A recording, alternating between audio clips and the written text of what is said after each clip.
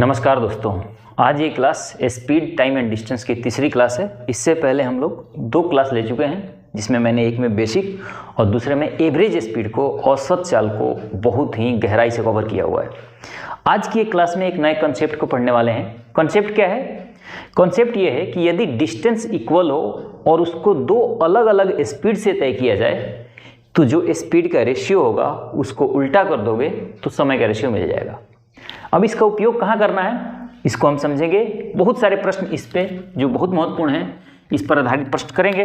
तो सबसे पहले कंसेप्ट को समझ लेते हैं कि कंसेप्ट क्या है। देखिए दोस्तों, मान लीजिए कि ये कोई यहाँ से ए से बी की दूरी है, यह है बी, यहाँ ये पूरा 100 किलोमीटर की दूरी है और इस पे मान लीजिए एक व्यक्ति है, ये व्यक्ति एक सी है और एक डी है, जो ये 20 किलोमीटर पर आवर से गति करता है और डी करता है 50 किलोमीटर पर आवर से। क्लियर हो गया? ए से बी तक जाना है सी को और डी को। ए अगर 20 किलोमीटर प्रति घंटा से जाता है और डी 50 किलोमीटर प्रति घंटा से जाता है तो बताना है आपको कि इनके समय का अनुपात क्या होगा। तो देखिए, जब दूरी समान हो, डिस्टेंस इक्वल हो, यहां मैं लिख लेता हूं कि डिस्टेंस इक्वल हो, तब ये कंसेप्ट काम करेगा। तो स्पीड का रेशियो क्या दिया हुआ है? तो स्पीड का रेशियो दिया हुआ है सी और डी का 20:50, इसका मतलब 2:5। तो जो टाइम का रेशियो होगा ना वो हो जाएगा 5:2, यानी उल्टा हो जाता है। अगर समय का रेशियो दिया होता, यानी कि अगर मान लीजिए कि सी का समय लग रहा होता 2 घंटे और डी का समय लग रहा होता 4 घंटे और ये पूछ दिया होता कि इनकी स्पीड का रेशियो क्या है, तो टाइम का रेशियो दिया हुआ है 2:4, तो स्पीड का रेशियो इसको उल्टा कर दो, मिल जाएगा 4:2। तो ये 2 दूना 4, 2:1। कहने का मतलब ये है कि जब कभी भी डिस्टेंस इक्वल हो और दो अलग अलग स्पीड से तय किया गया हो या दो अलग अलग समय में तय किया गया हो उस समान डिस्टेंस को, तो आपको ये समझना है कि जो स्पीड दिया हुआ है उसके रेशियो को उल्टा कर दो तो समय का रेशियो मिल जाएगा, और यदि समय दिया हुआ है तो उसको उल्टा कर दो, वहां से आपको स्पीड का रेशियो मिल जाएगा। अब इस पर आधारित प्रश्न करते हैं, चीजें और बेहतरीन तरीके से क्लियर हो जाएंगी। बिल्कुल आप फिक्र मत कीजिए, बहुत सारे प्रश्न हम करने वाले हैं आंशिक चाल से संबंधित, और भी बहुत सारे प्रश्न इस टॉपिक के इसी कॉन्सेप्ट पर क्लियर हो जाते हैं। चलिए प्रश्न के ऊपर चलते हैं। दोस्तों, पहला प्रश्न है कि एक बस 1 घंटे 30 मिनट में 60 किलोमीटर की दूरी तय करती है, जबकि उसी दूरी को एक कार 45 मिनट में तय करती है, तो कार की चाल और बस की चाल का अनुपात क्या है? यानी कि 60 किलोमीटर की डिस्टेंस है। डिस्टेंस कितना है? डिस्टेंस है 60 किलोमीटर का, जो कि सेम है, दोनों को तय करना है। किसको? बस को भी और कार को भी। जो बस की स्पीड है, स्पीड नहीं समय दिया हुआ है कि जो बस है वो इस डिस्टेंस को 1 घंटे और 30 मिनट में तय करती है और कार इसी डिस्टेंस को तय करती है 45 मिनट में। क्लियर हो गया? समय दिया हुआ है इन दोनों का। पूछा गया है क्या कि कार की चाल और बस की चाल का अनुपात क्या है, ये आपको बतानी है। तो मैंने आपसे बताया कि जब कभी भी डिस्टेंस इक्वल हो, आप देख लेते हैं कि एक ही डिस्टेंस को इन दोनों को तय करना है। यहां समय दिया हुआ है तो इनका रेशियो लेके इसको उल्टा कर दो, स्पीड का रेशियो मिल जाएगा। तो इनका समय का रेशियो क्या दिया हुआ है? अगर मैं समय का रेशियो लूँ इन दोनों का, बस का और कार का, तो ये दिया हुआ है, बस के लिए समय है 1 घंटे 30 मिनट और कार के लिए जो समय है वो है 45 मिनट। तो क्योंकि मैं रेशियो ले रहा हूं तो इनका यूनिट समान होगा। यहां इस घंटे को, इस आवर को भी मिनट में बदल देता हूं, तो ये पूरा कितना हो जाएगा? ये पूरा हो जाएगा 90 मिनट। 1.5 घंटे का मतलब 90 मिनट। तो रेशियो कितना आ गया? 2:1। ये आ गया समय का रेशियो। तो स्पीड का रेशियो यानी चाल का रेशियो क्या हो जाएगा? 1:2। पूछा हुआ है कि कार की चाल और बस की चाल का अनुपात, तो ये आया बस की चाल और ये आया कार की चाल, तो कार की चाल बस की चाल का अनुपात इसको उल्टा कर दो, यानी 2:1 हो जाएगा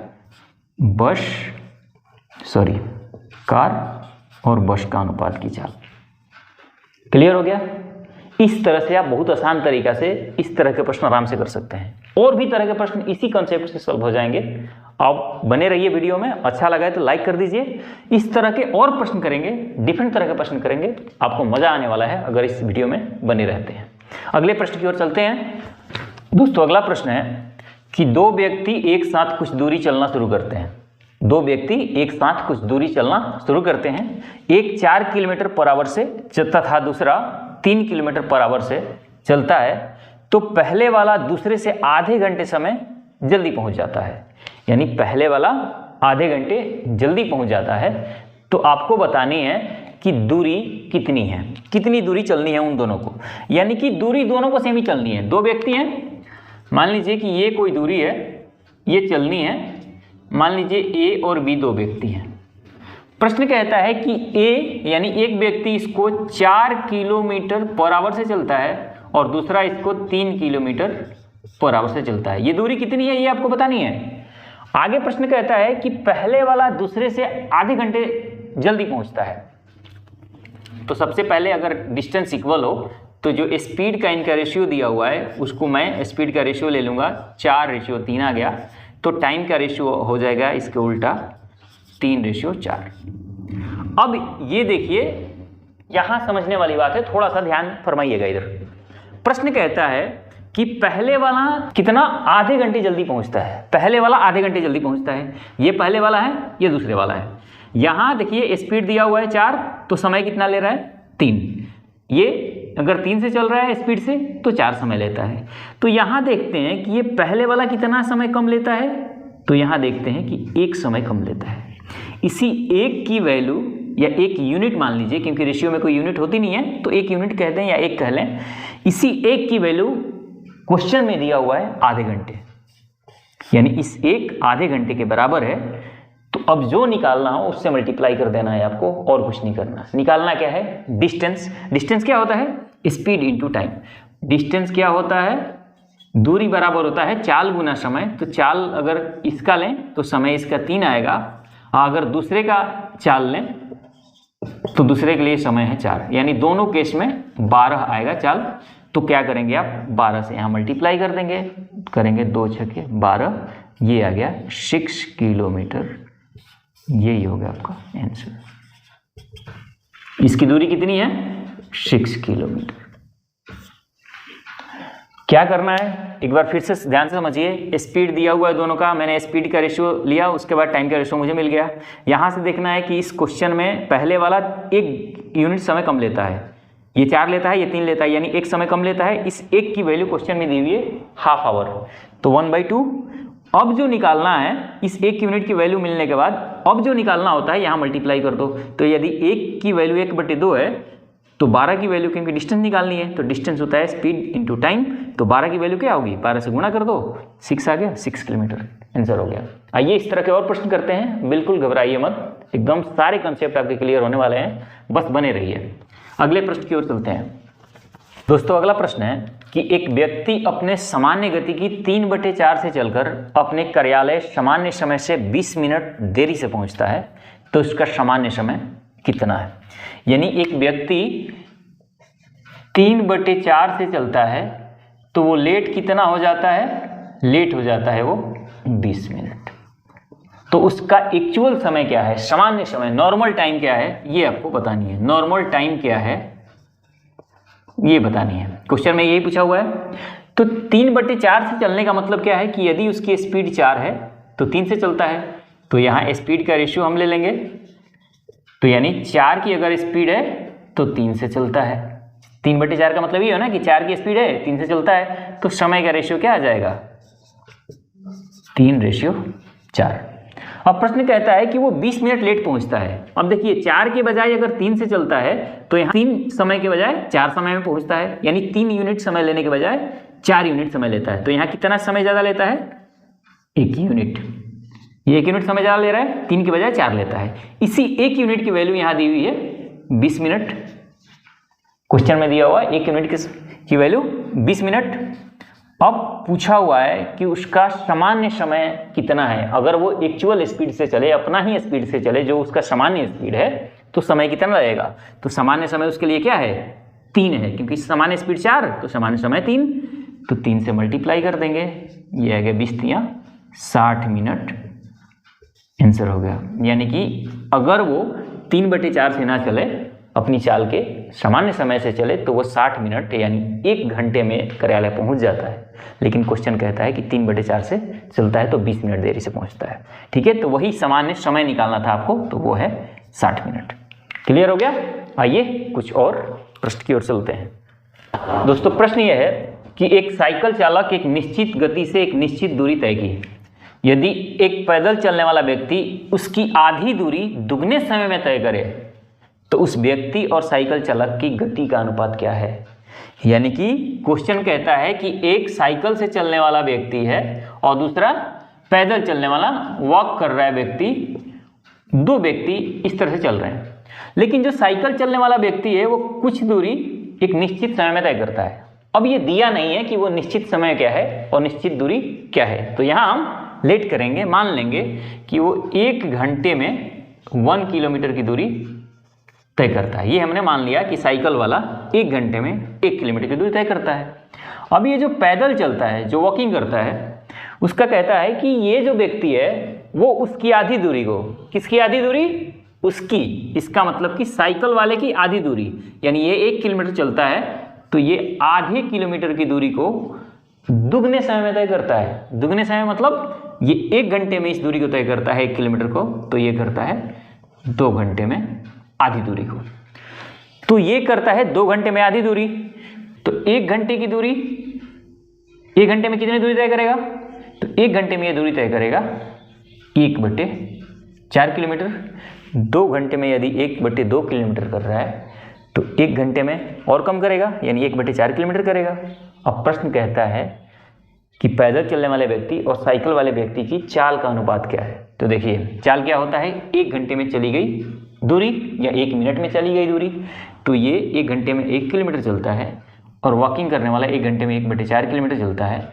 तो पैदल वाला व्यक्ति के चाल का और साइकिल वाले व्यक्ति के चाल के अनुपात निकाल लीजिए। वही कह रहा है कि पैदल और साइकिल वाले चाल का अनुपात क्या है, 1 घंटे में चली गई दूरी ही चाल होती है, तो ये दूरी का अनुपात ले लिया 1 घंटे वाला। तो यहाँ 4 से मैं गुणा करूँगा, इसमें भी 4 4 खत्म, तो ये क्या हो गया 1/4, यही हो गया आपका आंसर। यानी पैदल वाला और साइकिल वाले व्यक्ति का जो स्पीड का अनुपात है वो है 1/4। क्लियर हो गया। आइए अगले प्रश्न पे चलते हैं। बहुत बढ़िया प्रश्न था, अगर आपने खुद से बना दिया होगा तो बहुत अच्छी बात है, सराहनीय काम है ये। अगर नहीं बनाया तो इसको सीख लीजिए कि किस तरह से इसको अप्रोच करेंगे। बाहर से थोड़ा सा उलझाऊं था, हालांकि और ज़्यादा कुछ इसमें था नहीं। अगले प्रश्न की ओर चलते हैं। 2 हवाई जहाज़ों की गतियों का अनुपात 11/18 है।